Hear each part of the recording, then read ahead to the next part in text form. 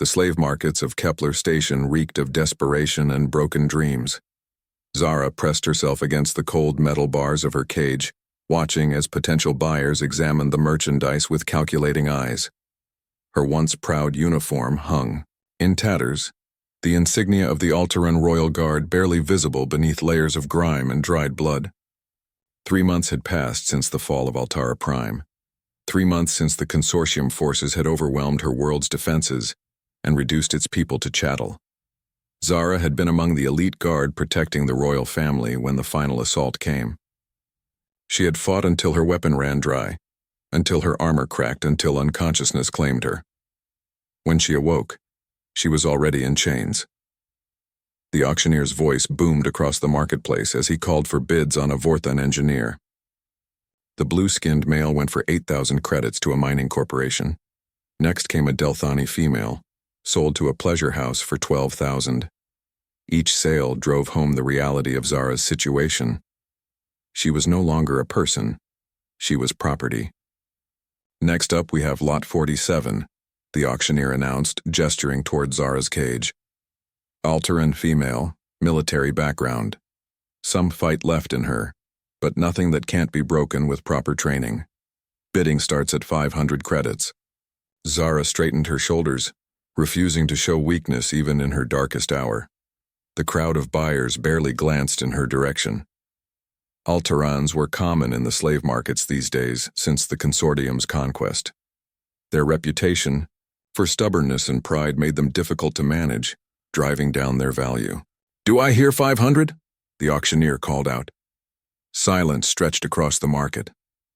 400? 300? A Keltor slaver finally raised his hand. 200, he growled, his forearms crossed over his massive chest. She looks half dead anyway. The auctioneer nodded reluctantly.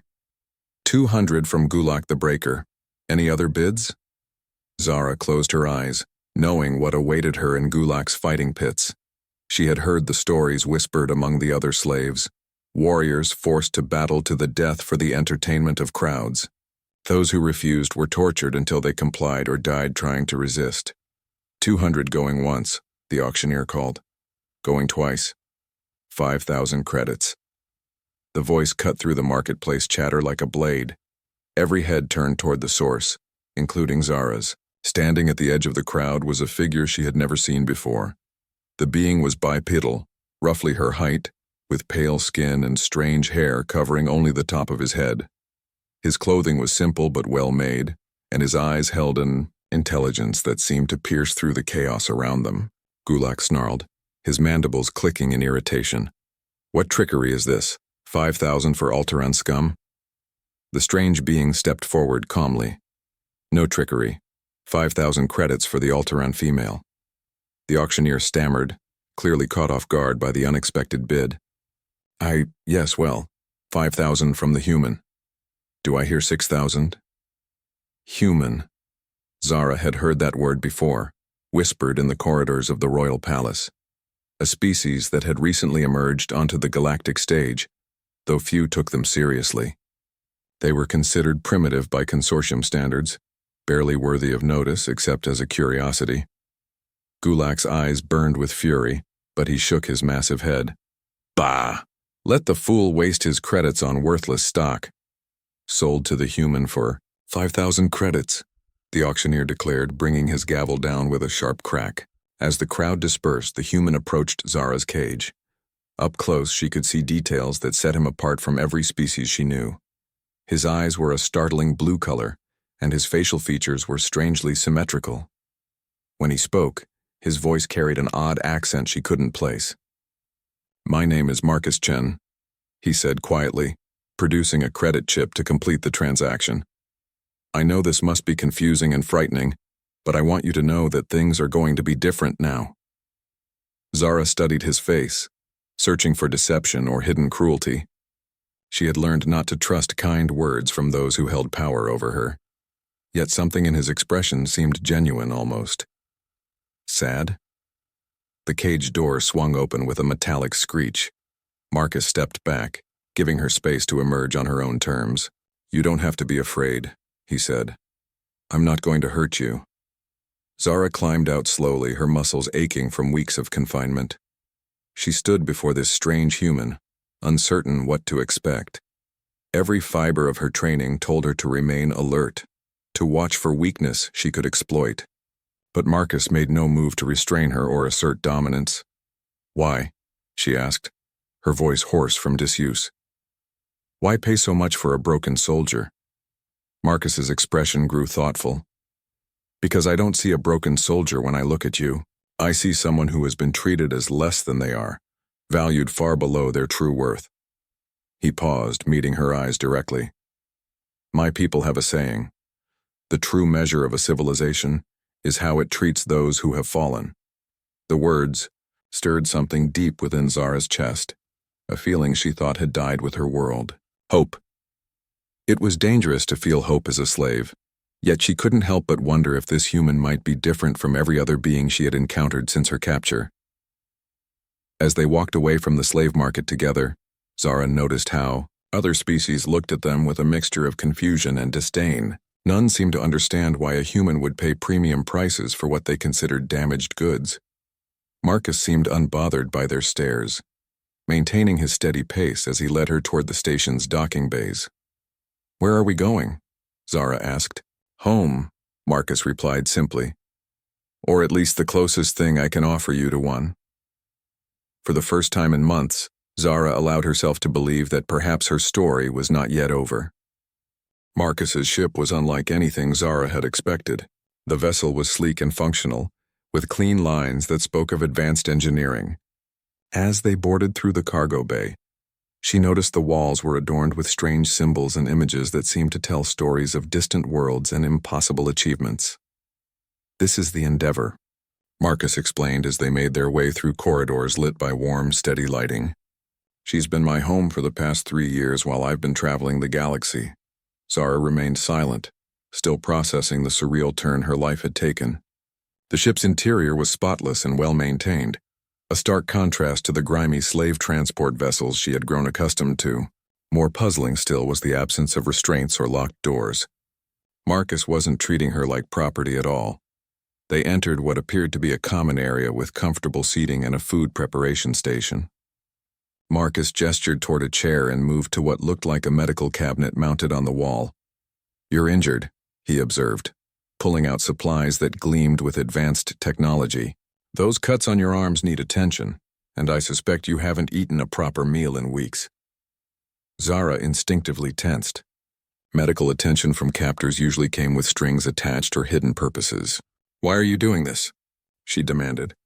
"What do you want from me?" Marcus paused in his preparations, meeting her suspicious gaze with patience. "I want you to heal.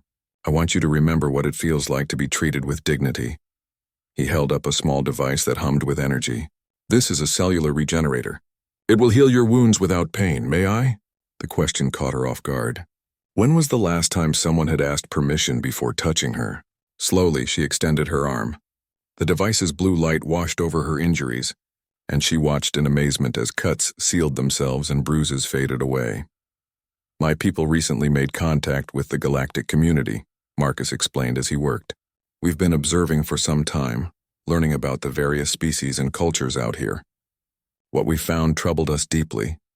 He moved to treat other wounds, always asking permission first. The practice of slavery, the casual cruelty, the way entire civilizations are reduced to resources for exploitation. It goes against everything we believe about the value of sentient life. Zara found herself relaxing despite her wariness. The healing device worked better than anything she had experienced, even in the royal medical facilities of her homeworld. "You speak as if your people are different," she said. "We are," Marcus replied without arrogance, simply stating fact. "Humans learned long ago that our greatest strength comes not from dominating others, but from lifting them up. We've seen what happens when civilizations lose sight of that truth."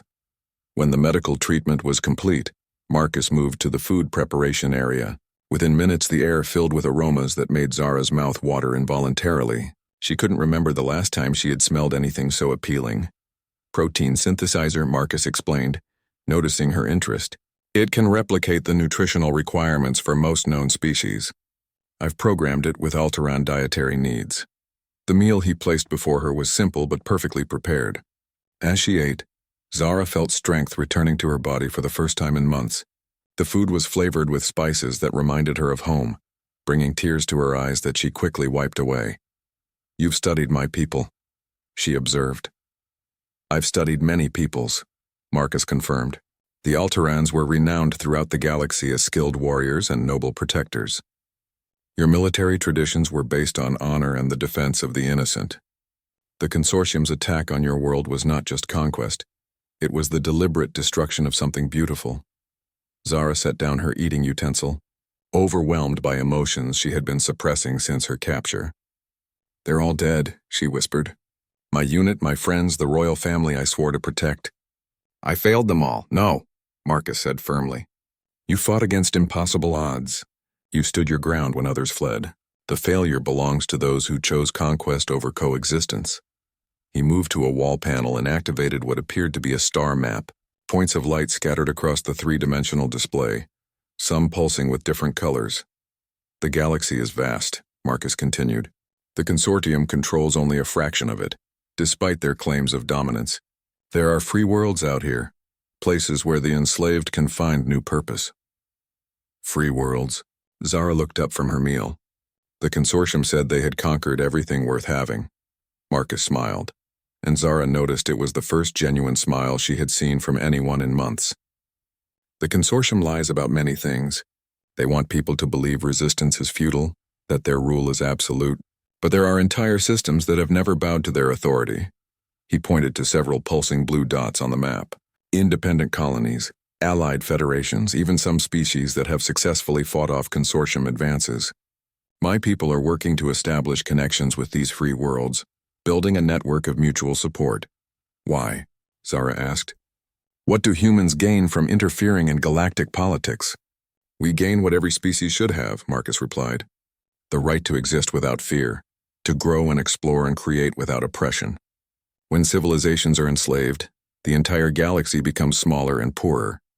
The star map shifted, zooming in on a particular sector. "This is where we're headed," Marcus explained. "A world called Haven, established by refugees from a dozen different species. They've built something remarkable there, a society based on cooperation rather than domination." Zara studied the displayed world, noting its distance from major Consortium trade routes. "And you think I would be welcome there?" "I think you would thrive there," Marcus said confidently. "Your skills as a warrior, your experience protecting others, your knowledge of Consortium tactics, all of that has value beyond anything the slave markets could recognize." For the first time since her capture, Zara felt something other than despair. The idea that her abilities might have purpose again, that she could contribute to something meaningful, rather than simply survive, sparked a flame of possibility in her chest. "How long until we reach this haven?" she asked. 6 days, Marcus replied. "Enough time for you to recover your strength and decide what kind of future you want to build." As the ship's engines hummed to life and the stars shifted outside the viewports, Zara realized that her story was indeed far from over. This strange human had seen something in her that she had thought was lost forever, not just her potential, but her inherent worth as a being deserving of freedom and respect. 3 days into their journey, alarms began blaring throughout the Endeavor. Zara, who had been exercising in the ship's small training area, immediately rushed to the bridge where Marcus was studying multiple displays with intense concentration. "What's happening?" she asked, her warrior instincts automatically assessing potential threats. "Consortium patrol," Marcus replied grimly, highlighting 3 ships on the tactical display. Korgan-class interceptors heavily armed. "They're demanding we stop for inspection." Zara's blood ran cold. She knew what Consortium inspections meant for escaped slaves. If they were captured, she would face execution or worse, reconditioning that would strip away everything that made her who she was. "Can we outrun them?" she asked, moving to the weapons console out of habit. Marcus shook his head. "The Endeavor is built for exploration, not combat. Those interceptors are faster and armed with military-grade weapons." He paused, fingers dancing over the controls. "But we do have one advantage they don't expect." "Which is?" "They think we're helpless." Marcus's expression hardened in a way Zara hadn't seen before. "The Consortium has grown lazy from centuries of unopposed dominance. They expect their targets to surrender without resistance. The communication system crackled to life. Unknown vessel. This is Commander Thak of the Consortium Patrol Fleet. You will cut engines and prepare for boarding. Any attempt to resist will result in your destruction. Marcus activated the comm system. This is Captain Chen of the independent vessel Endeavor. We are traveling through neutral space on legitimate business. You have no authority here. A harsh laugh echoed through the speakers. All space belongs to the Consortium, human.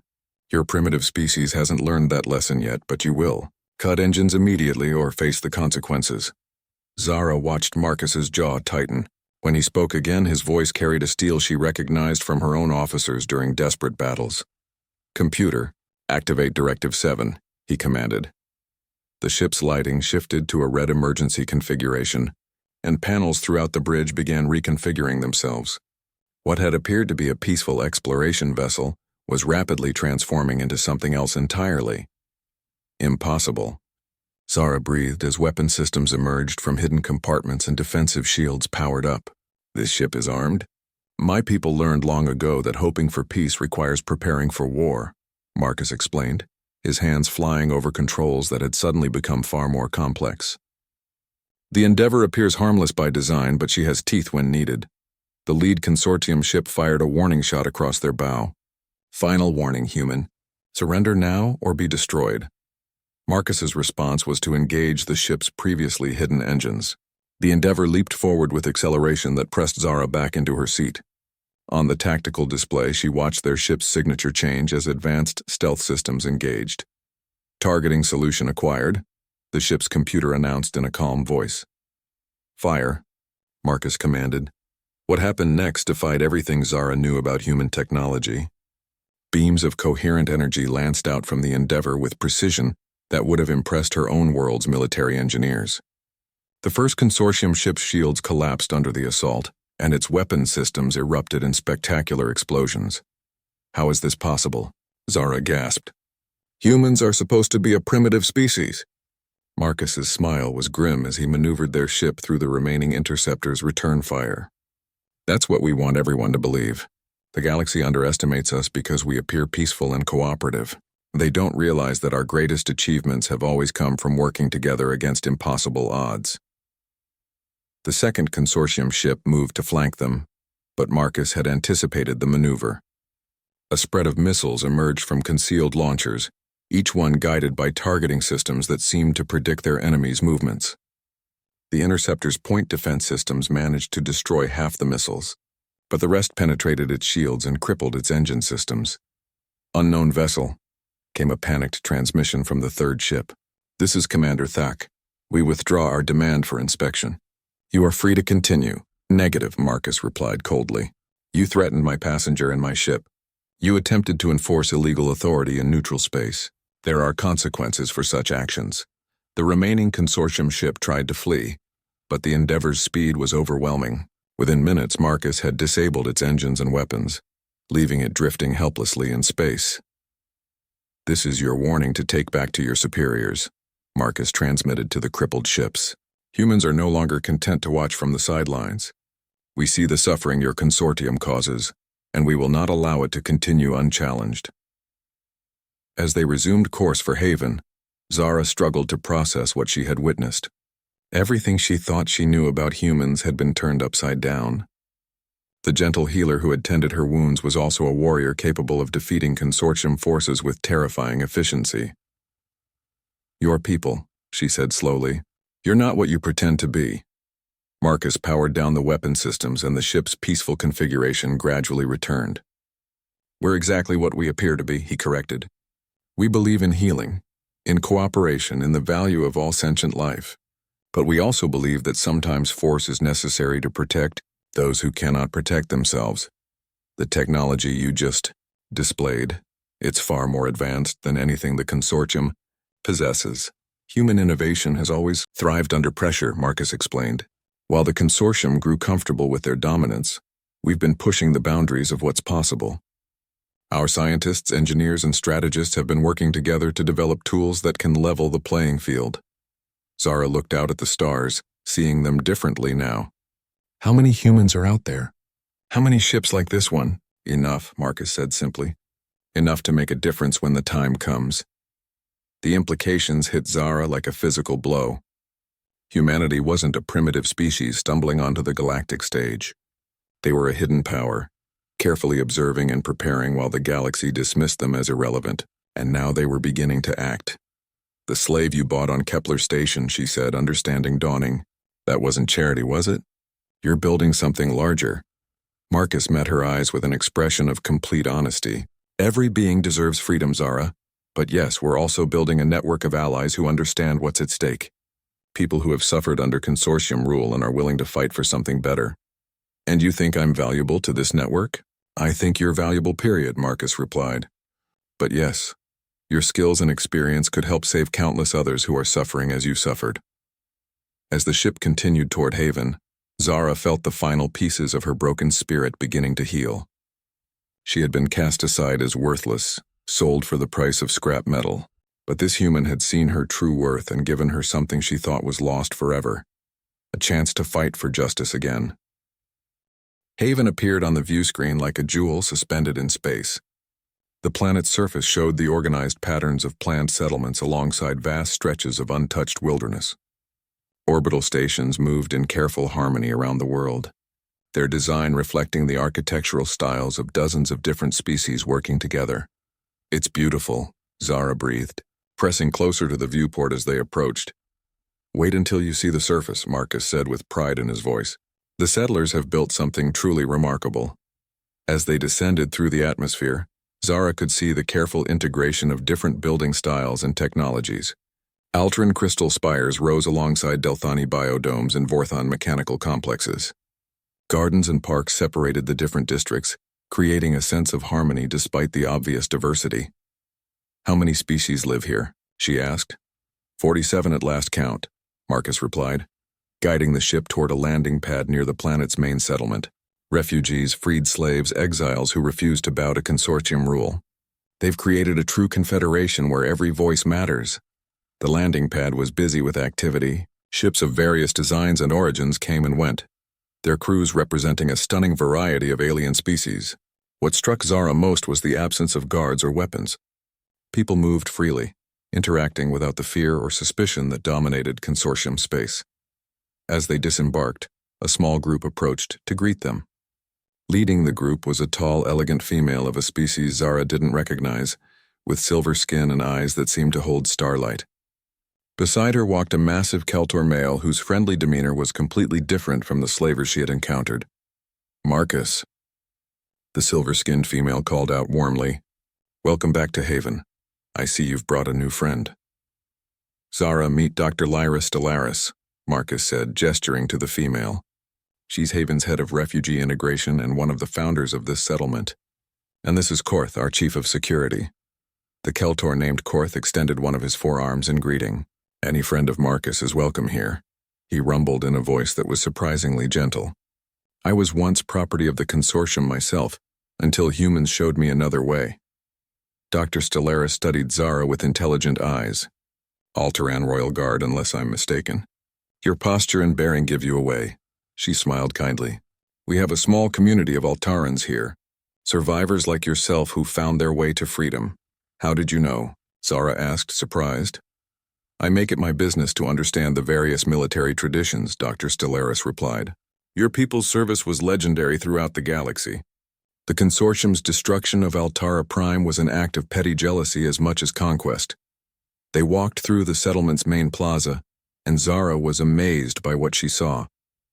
Species that had been enemies for generations worked side by side. Children of different worlds played together without regard for the prejudices their ancestors had carried. Markets bustled with traders offering goods from across the galaxy, all conducted in an atmosphere of mutual respect. "This seems impossible," Zara murmured. "How do you maintain order with so many different cultures and species?" "By remembering that our differences make us stronger," Dr. Stellaris explained. "Every species brings unique skills and perspectives. The Vorthons are master engineers. The Delthani understand biological systems like no other. The Alterans are unmatched warriors and protectors.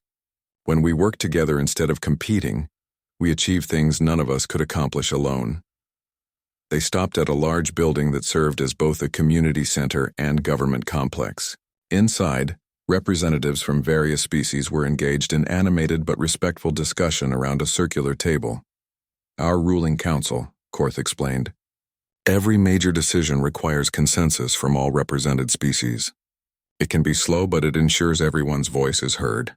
And when there are disagreements, Zara asked, we talk until we find solutions that work for everyone.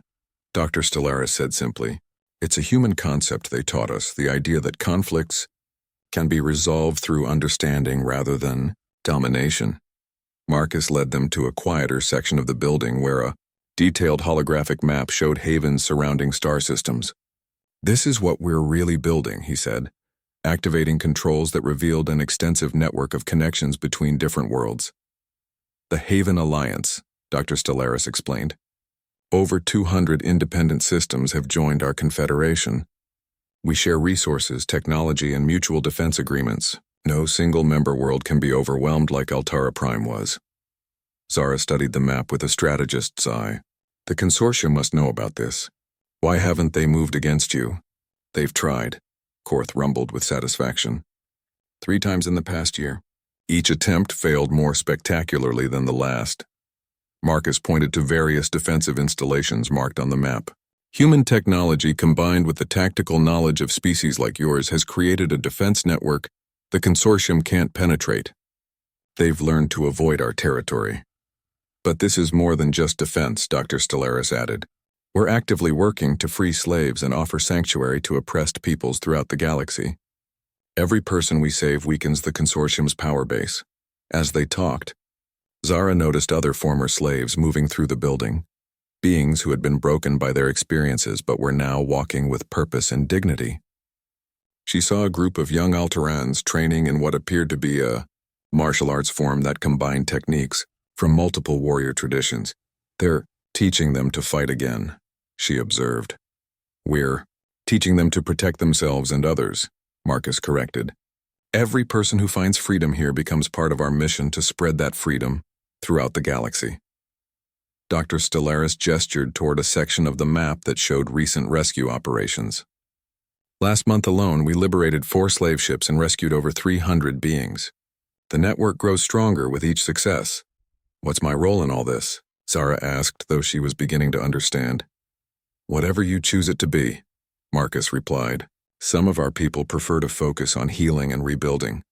Others join our tactical teams or help train defense forces. Some become part of our intelligence network, gathering information about consortium activities. All we ask, Dr. Stellaris added, is that you consider using your skills to help others find the freedom you found. Zara looked around at the bustling activity, at the faces of beings who had been written off as worthless but had found new purpose and dignity. She thought about the slaves still suffering in markets like the one where Marcus had found her, and felt a familiar fire kindle in her chest. When do I start? She asked. Marcus smiled, and Zara realized it was the same expression he had worn when he first bid on her at the slave market. He had seen her potential even then, had recognized something in her that she had almost lost faith in herself. Your training begins tomorrow, he said. But first, let me show you where you'll be living. Welcome to Haven, Zara. Welcome to your new life. As they walked toward the residential districts, Zara felt something she hadn't experienced since before her world fell. She felt like she belonged somewhere again. 6 months after arriving on Haven, Zara stood in the command center watching real-time intelligence feeds from across the galaxy. Her transformation had been remarkable. The broken slave who had arrived with Marcus was now one of Haven's most effective tactical coordinators, her Royal Guard training enhanced by human strategic methods and multi-species combat techniques. Incoming priority transmission, announced Lieutenant Torres, a young human officer who had become Zara's trusted assistant. It's from Agent Vex in the Kepler sector. The holographic display flickered to life, revealing the reptilian features of a Sauran intelligence operative. Vex had been a gladiator in the same pits where Gulak the Breaker sent his slaves, until a Haven rescue team liberated him along with dozens of other fighters. Commander Zara. Vex's voice carried urgency despite the scrambled transmission. We've located a major consortium slave processing facility on Torval III. Intelligence indicates they're preparing to ship over 2,000 beings to various markets across the sector. Zara's expression hardened. She had seen the inside of such facilities during her captivity, massive industrial complexes where sentient beings were sorted, cataloged, and prepared for sale like manufactured goods. The thought of 2,000 souls facing that horror ignited the protective instincts that had made her a royal guard. "What's the security situation?" she asked, already beginning to formulate rescue scenarios. "Heavy," Vex replied grimly. 3 orbital defense platforms. A full garrison of consortium marines and automated defense systems. They've made it a fortress since we started hitting their operations. Dr. Stellaris entered the command center as the briefing continued, her silver features reflecting concern. "A frontal assault would be suicide," she observed. "Even with our technological advantages, the civilian casualties would be unacceptable." "Then we don't go in the front door," Zara said, her mind racing through possibilities. "Torres, bring up the facility schematics. I want to see everything. Power grids, ventilation systems, waste processing, guard rotations." As the holographic displays shifted to show detailed layouts of the Torval 3 facility, Marcus arrived with Captain Sarah Kim, one of Haven's most experienced human ship commanders. "I heard we have a situation," Marcus said. "More than a situation," Zara replied, highlighting key areas on the facility map. "This is their primary processing center for this entire sector. If we can hit it successfully, we'll not only free 2,000 beings but also disrupt their entire regional operation." Captain Kim studied the defensive arrangements with a professional eye. "Those orbital platforms are military grade. We'd need a significant fleet to punch through them." "Unless we neutralize them from the inside," Zara mused, an idea beginning to form. "What if we didn't have to fight our way in? What if they invited us?" Dr. Stellaris raised an eyebrow. "Explain." Zara manipulated the display to show the facility's slave intake procedures. "They process new arrivals in batches every few days. If we could infiltrate a group of new slaves into their system." "Too risky," Marcus said immediately. "We're not putting our people back in chains, even temporarily." "Not our people," Zara clarified. "Me. I go in as a recaptured slave, create chaos from inside while your ships disable the orbital defenses. Once the platforms are down, the real rescue fleet moves in." The room fell silent as everyone absorbed the implications of her proposal. Dr. Stellaris was the first to speak. "You're talking about voluntarily entering a consortium slave facility. If something goes wrong, if your cover is blown, then I die free fighting for others' freedom," Zara said simply. "It's what I was trained for. It's what I choose." Marcus stepped closer, his expression troubled. "Zara, you've come so far since Kepler Station. You don't have to prove anything by putting yourself at risk like this." "This isn't about proving anything," she replied firmly. "It's about using the gifts I've been given, my training, my experience, my knowledge of their systems, to save lives that would otherwise be lost." Captain Kim was studying the tactical implications. "If we could coordinate the timing precisely, how long would you need inside the facility?" "Give me 6 hours," Zara said confidently. "That's enough time to reach the main control systems, disable internal security, and create enough confusion to give our rescue teams clear access to the detention areas." Vex's image flickered as he spoke from his hidden observation post. "Commander, I should mention, Gulak the Breaker is currently on Torval III overseeing the operation. He's been asking questions about the Altaran who was sold to a human at Kepler Station." A cold smile crossed Zara's features. "Perfect. That gives me even more motivation to make this work." Dr. Stellaris looked between Marcus and Zara, sensing the complex emotions at play. "You realize this mission depends entirely on you maintaining your cover while being processed as a slave again. Can you handle that psychologically?" Zara met her concerned gaze steadily. 6 months ago I was broken, worthless chattel sold for a fraction of my value. Today I'm a free being, choosing to risk my life to save others. The psychological difference is everything." Marcus was quiet for a long moment, clearly wrestling with his protective instincts. Finally, he nodded slowly. If we do this, we do it right. Full intelligence support, backup plans for backup plans, and extraction protocols ready from the moment you go in. Agreed, Zara said. But Marcus, you need to understand. I'm not the same person you bought at that slave market. You saw my worth when no one else did, gave me back my purpose and dignity. Now I choose how to use those gifts. Captain Kim began pulling up fleet disposition charts.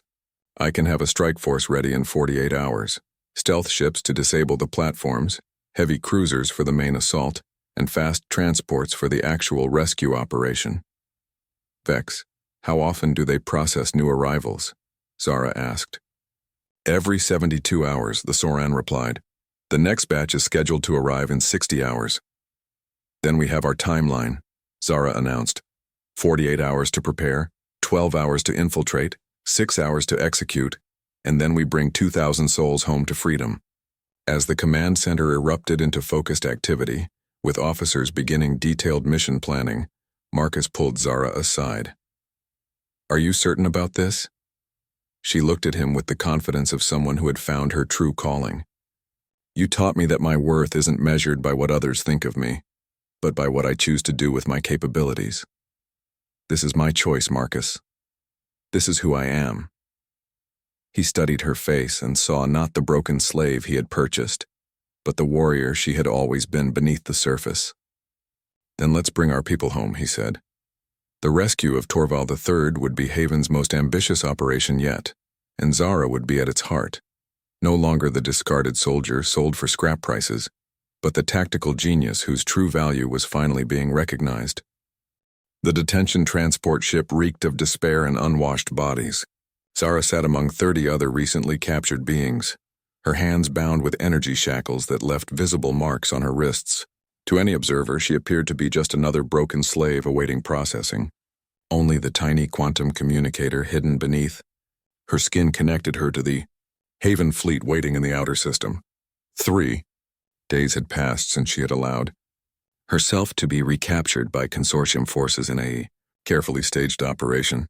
The hardest part had been suppressing her instincts to fight back when the guards treated her and the other prisoners with casual cruelty. Every blow, every degrading command served to remind her why this mission mattered. The ship shuddered as it docked with the Torval III processing facility. Through the small viewport, Zara caught glimpses of the massive complex. Industrial modules connected by enclosed walkways, automated turrets tracking their approach, and the ominous bulk of the orbital defense platforms hanging like predators in the darkness above. All right, you miserable excuses for sentience, snarled the Keltor guard as the transport bay doors hissed open. Move quickly and quietly or you'll wish you had never been born. Zara shuffled forward with the others, playing the part of a defeated prisoner, while her tactical mind cataloged every detail of the facility's layout. Guard positions, security cameras, access panels all were automatically memorized and transmitted to her hidden communicator for relay to the Haven fleet. The processing center was a nightmare of bureaucratic efficiency, applied to sentient suffering.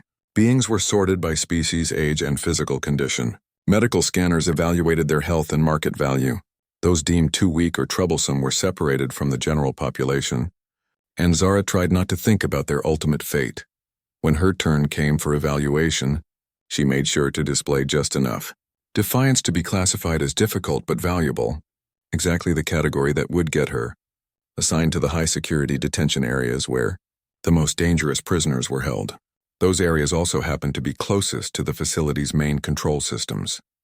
Altaran female, military background, the processing technician noted, his mechanical voice devoid of any recognition of her personhood. Assigned to Block 7, Cell 42 next. As guards escorted her through the facility's corridors, Zara mentally mapped the route while maintaining her facade of sullen resignation. Block 7 was indeed near the central command complex, just as intelligence had indicated.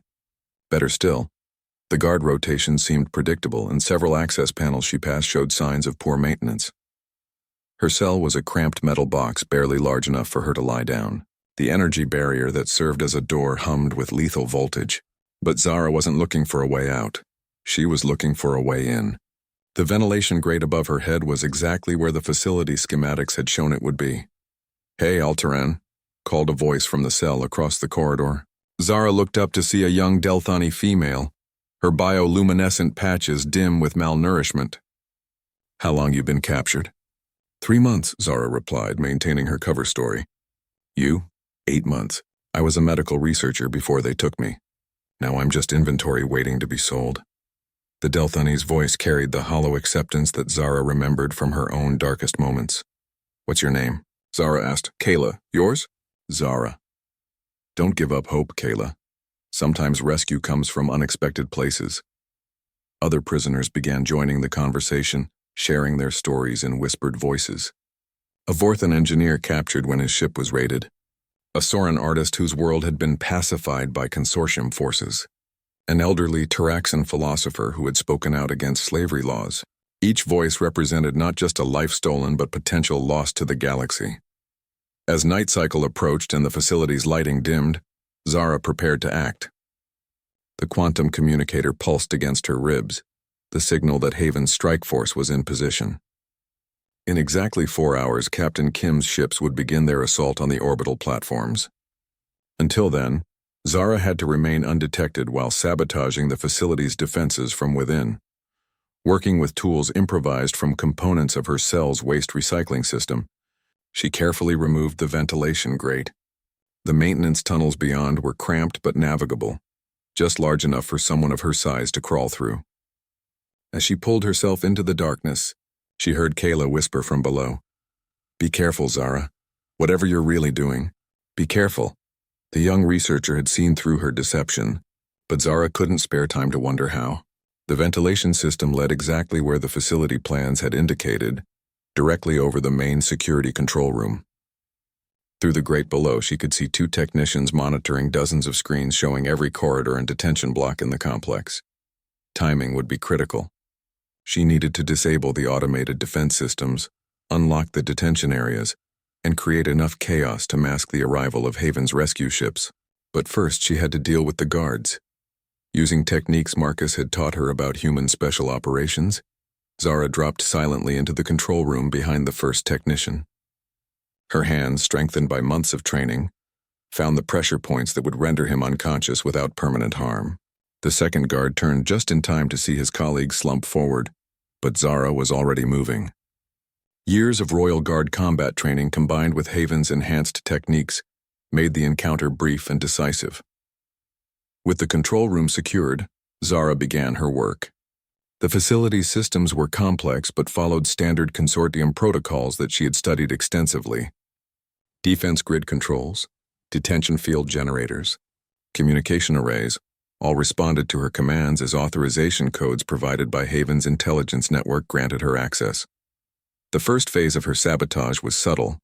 She introduced minor glitches into the automated systems, caused sensor readings to fluctuate, and created brief communication delays that would confuse the response to any emergency. The facility's security was being systematically undermined, but not in ways that would trigger immediate alerts. As she worked, Zara thought about the conversation she'd had with Marcus before departing on this mission. He had asked her what drove her to take such risks for strangers. Her answer had been simple. Once you've experienced true freedom and dignity, it becomes impossible to accept that others are denied the same gifts. The quantum communicator pulsed again. 2 hours until the orbital assault began. Time for the second phase of her mission, and the most dangerous part. She had to reach the facility's central power core and prepare it for overload. When Haven's ships arrived, they would need the orbital platforms completely disabled, and that meant cutting power to their control systems. Taking a deep breath, Zara opened the control room door and stepped back into the corridors of the prison that had once held her. But this time she was the one in control. This time she was coming to set the captives free.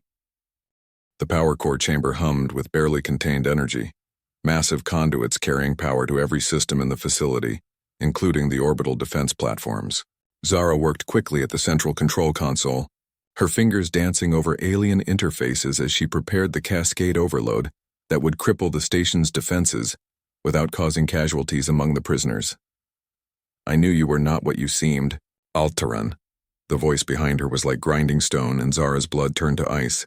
She turned slowly to face Gulak the Breaker, His four massive arms crossed over his armored chest, his mandibles clicking with predatory satisfaction.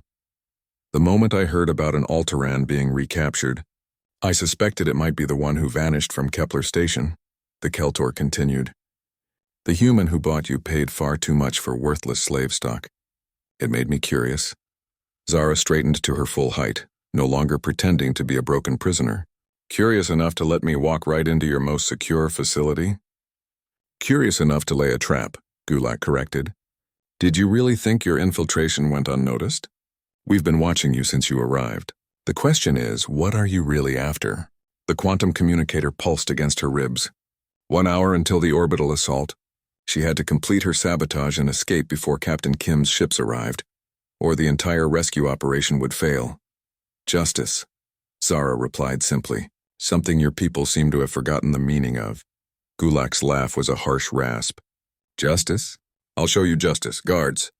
Half a dozen consortium Marines poured into the chamber, weapons trained on Zara, but she had spent 6 months learning from the best tactical minds in the Haven Alliance, including humans who had turned asymmetric warfare into an art form. The power conduits around the chamber carried enough energy to level city blocks. When Zara fired her concealed plasma cutter into the nearest junction box, the resulting explosion sent arcs of electricity dancing across the metal walls. In the strobing chaos that followed, her Royal Guard training took over. The first Marine went down to a strike that shattered his weapon and sent him crashing into a power coupling. The second found himself lifted and thrown into his companions with strength enhanced by months of multi-gravity training. Zara moved like a force of nature, using the cramped chamber and electrical disturbances to her advantage. Gulak roared in fury and charged, his massive frame surprisingly fast. But Zara had learned something important during her time on Haven. She was no longer fighting alone. Every technique Marcus had taught her, every strategy session with Dr. Stellaris, every sparring match with former slaves who had found their strength again, all of it flowed together into a fighting style that was uniquely her own. The Keltor's first blow would have shattered her bones 6 months ago. Now she rolled with the impact, redirecting his momentum into a power coupling that erupted in sparks and flame. His second attack met empty air as she vaulted over a control console, her fingers working frantically to complete the cascade overload sequence. You cannot escape, Gulak snarled, circling her as the remaining guards recovered their footing. Even if you destroy this facility, there are hundreds more. The consortium is eternal. Your resistance is meaningless. You're wrong, Zara said, dodging another crushing blow while her other hand continued entering commands. Every life freed matters. Every act of resistance matters. Every person who remembers their worth and refuses to be property matters. The main display showed the overload sequence at 90%. Just a few more seconds and the facility's power grid would cascade into controlled failure, cutting energy to the orbital platforms and opening the way for Haven's rescue fleet.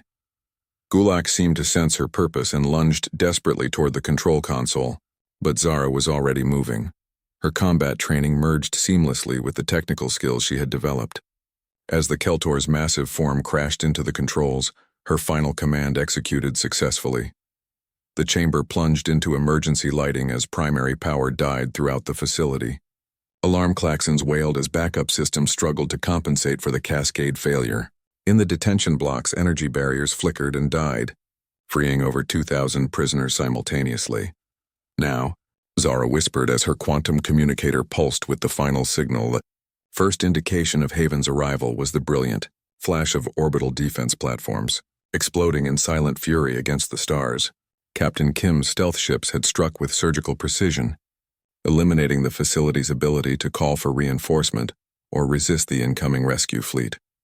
Through the chamber's viewports, Zara watched as dozens of ships bearing the Haven Alliance insignia swept toward the station. Not conquerors come to claim territory, but liberators answering the call of those who needed freedom. The sight filled her with a fierce joy that no amount of consortium conditioning could have suppressed. Impossible, Gulak breathed, staring at the approaching fleet. How do they have such technology? How do they coordinate so perfectly? Because they learned from the best teacher in the galaxy, Zara replied, backing toward the chamber's emergency exit. They learned from beings who have suffered under your rule and decided to choose something better. The station shuddered as Haven's ships began docking procedures, Soon the corridors would fill with Alliance soldiers and medical teams, but their mission would be rescue and healing rather than conquest and exploitation. Every freed prisoner would be offered sanctuary, medical care, and the chance to rebuild their lives in dignity. Gulak made one final desperate lunge, but Zara was already through the exit portal. The last thing she saw was his expression of disbelief as he realized that his empire of suffering was crumbling around him. The detention levels were chaos, but it was the chaos of joy rather than terror. Freed prisoners embraced each other, some weeping, others laughing, all of them beginning to believe that freedom was real. Kala, the young Delthani researcher, spotted Zara among the crowd and ran to embrace her. "I knew you were different," she said through tears of joy. "I could feel it somehow." "We're all different now," Zara replied, helping guide prisoners toward the evacuation points where Haven medical teams were already providing aid. "We're free." As the last transport carried former slaves to safety aboard Haven ships, Zara stood on the bridge of Captain Kim's flagship, watching Torval Thrud fall behind them. Marcus appeared beside her, his expression mixing relief and pride. 2,347 souls rescued, he reported. 0 casualties among our forces, minimal injuries among the prisoners. The consortium's entire regional operation has been disrupted. And Gulak? Zara asked, in custody. He'll face trial before the Alliance Council. Marcus paused, studying her face. How are you feeling? Zara considered the question seriously. 6 months ago, she had been worthless chattel sold for the price of scrap metal, her value unrecognized by a galaxy that saw her only as broken property. Today she had led one of the most successful rescue operations in Haven's history, proving that worth was not determined by others' perceptions but by one's own choices and actions. I feel like myself again, she said finally. No, I feel like who I was always meant to be. As the Haven fleet set course for home, carrying their rescued passengers toward new lives of freedom and dignity, Zara understood that her own story had become something larger. She was no longer just a former slave or even a freed prisoner. She was proof that every being had inherent worth, that no one was truly worthless, and that sometimes it only took one person recognizing that worth to change everything. The human who had seen her value when no one else could had given her more than freedom.